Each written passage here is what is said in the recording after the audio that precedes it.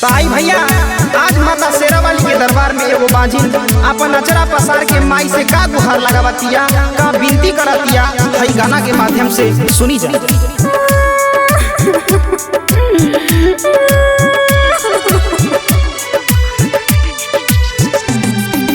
सासु ननद गोतिन ताना मार छै हमारो बला मैया भागिन कह छै किया है मैया हमारो या भागिना ना मामा छोड़ाइए दहना किया है मैया हमारो या भागिना ना मामा छोड़ाइए दहना। सृष्टि के रचैया मैया तू ही कर छो दूरा गाया काली तू ही कहाबै छो किया है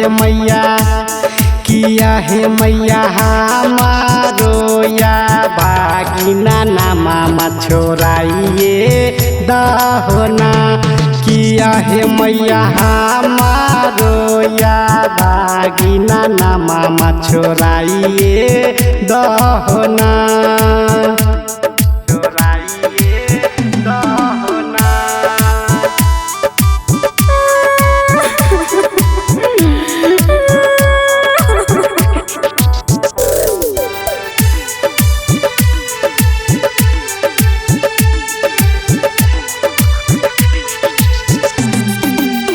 कहीं गो बेटा बिना सुना लागे घर हमारा नातन को मैया मिले छै सबर। कहीं गो लाल बिना सुना लागे घर हमारो भला निक करे नै छै भर किया है मैया हमारो या भागिना ना मामा छोड़ाइए दहना किया है मैया हमारो या भागिना ना मामा छोड़ाइए दहना।